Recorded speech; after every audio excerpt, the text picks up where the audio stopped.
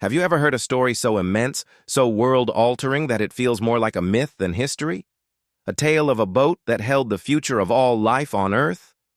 Today, we're diving deep into one of the most iconic and debated stories ever told, the story of Noah's Ark.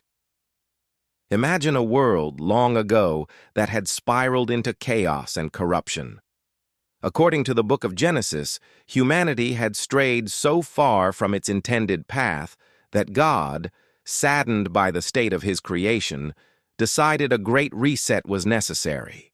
But amidst all this turmoil, there was one man who stood out: Noah, described as a righteous man, blameless among the people of his time, who walked faithfully with God. So, God spoke to Noah, revealing his plan for a great flood that would cover the entire earth. It sounds terrifying, doesn't it? A cataclysm of unimaginable scale. But God also gave Noah a mission of hope, an instruction that would become one of the most famous construction projects in history. He was to build a massive vessel, an ark. The divine blueprints were incredibly specific. The ark was to be made of cypress wood, a material known for its durability and resistance to rot. Its dimensions were staggering: 300 cubits long, 50 cubits wide, and 30 cubits high. Now, a cubit is an ancient unit of measurement, roughly the length from an elbow to the tip of the middle finger, about 18 inches. So we're talking about a vessel approximately 450 feet long, 75 feet wide, and 45 feet high. To put that into perspective, that's about 1.5 football fields long and as tall as a 4-story building. This wasn't just a boat. It was a floating skyscraper. The design featured 3 separate decks, dividing the vast interior space. It had a roof and an opening, perhaps for ventilation and light, running along the top. And, crucially, Noah was instructed to coat the entire structure, inside and out, with pitch, a thick, waterproof tar, to seal it against the coming deluge. Can you imagine the sheer effort? The years of labor, cutting, shaping, and joining massive timbers, all based on faith in a warning that no one else seemed to believe. As Noah and his 3 sons, Shem, Ham, and Japheth, labored day after day, year after year, people around them must have thought they were crazy. Building a gigantic boat in the middle of dry land? The ridicule must have been relentless. Yet Noah's conviction never wavered. He wasn't just a shipbuilder, he was a preacher of righteousness, warning his contemporaries of the coming judgment, but his words fell on deaf ears. Then came the next, even more incredible phase of the plan: gathering the passengers. God instructed Noah to bring his entire family aboard: his wife, his 3 sons, and their wives. 8 people in total, the seeds of a new humanity. But they wouldn't be alone. The ark was to become a floating sanctuary for the animal kingdom. The instructions were precise: bring aboard 2 of every kind of living creature, male and female, to keep them alive. This included everything from mammals and birds to reptiles and insects. Think about the logistical challenge of that.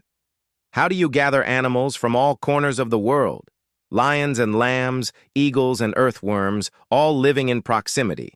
Furthermore, the Bible specifies an additional instruction for clean animals, those suitable for sacrifice, and birds. Of these, Noah was to take 7 pairs, not just 1. This would ensure there were enough for offerings after the flood without depleting the breeding pairs. And what about food? They wouldn't be on a weekend cruise. They needed enough provisions to sustain this floating zoo for an extended, unknown period. So Noah was also commanded to store every kind of food for his family and for all the animals. The lower decks of the ark must have been piled high with grains, dried fruits, hay, and all manner of sustenance. It was a monumental task of preservation, planning, and faith. Finally, the day arrived.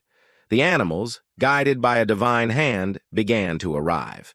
Pairs of elephants, herds of deer, flocks of birds, all moving in an orderly procession toward the ark's single, massive door. Once Noah, his family, and every last creature were safely inside, Genesis tells us that God himself shut the door behind them. The preparations were complete. The world outside continued, oblivious. Then it began. The fountains of the great deep burst forth, and the floodgates of the heavens were opened. It wasn't just rain, it was a cataclysm from above and below. For 40 days and 40 nights, the downpour was relentless. The waters rose, lifting the ark high above the ground. It floated on the surface of a rapidly changing world, a lone vessel of life in an ocean of destruction. Everything on dry land, every person and every creature left outside the safety of the ark was swept away. The highest mountains were submerged. Inside the ark, life went on. Imagine the sounds, the smells, the constant motion of the water. Tending to a menagerie of that size would have been a non-stop, round-the-clock job. Feeding, watering, cleaning. It was a microcosm of a world's worth of care, all managed by just 8 people. The Bible doesn't detail their daily lives during this time, but one can only imagine the incredible discipline and cooperation required. The waters prevailed upon the earth for a total of 150 days. After this, God remembered Noah. He sent a wind to blow over the earth, and the waters began to recede. The ark, which had been drifting aimlessly, finally came to rest on the mountains of Ararat, a region in modern-day Turkey. But they couldn't disembark just yet. The world was still a watery landscape. Noah, ever the patient and careful planner, waited. He first sent out a raven, a scavenger bird, which flew back and forth until the waters had dried up. Then he sent out a dove. The first time, the dove returned, having found no place to perch. A week later, he sent it out again. This time it returned in the evening with a freshly plucked olive leaf in its beak. This was the sign they had been waiting for, a symbol of peace and new life, proof that vegetation was beginning to grow again. After another 7 days, Noah sent the dove out a final time, and it did not return, signaling that the earth was habitable once more. After more than a year aboard the ark, God gave the command, "Come out of the ark, you and your wife and your sons and their wives with you." The great door was opened, and Noah, his family, and the parade of animals stepped out onto a clean new world. The air was fresh, the earth was washed. The first thing Noah did upon setting foot on dry ground was to build an altar and offer a sacrifice of thanks to God, using some of the clean animals he had brought.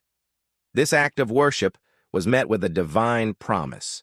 God vowed never again to curse the ground because of humanity, and never again to destroy all living creatures with a flood. And as a sign of this everlasting covenant, this unbreakable promise, God set a rainbow in the clouds. He said, "Whenever I bring clouds over the earth and the rainbow appears in the clouds, I will remember my covenant between me and you and all living creatures of every kind." So every time we see a rainbow, it's meant to be a reminder of this ancient story of destruction, preservation, and a new beginning. The story of Noah's Ark is more than just a tale of a big boat and a flood. It's a profound narrative about faith in the face of ridicule, about obedience, about destruction, and ultimately about redemption and the promise of a second chance. It has inspired art, music, and literature for thousands of years and continues to be a cornerstone of faith for millions. Whether you view it as literal history, a symbolic allegory, or a foundational myth, its power to captivate and teach is undeniable. Thanks so much for joining me on this deep dive into the story of Noah's Ark. What part of this story fascinates you the most? Let me know in the comments below. And if you enjoyed this journey into the past, don't forget to hit that like button and subscribe for more explorations of history's greatest stories. We'll see you in the next video.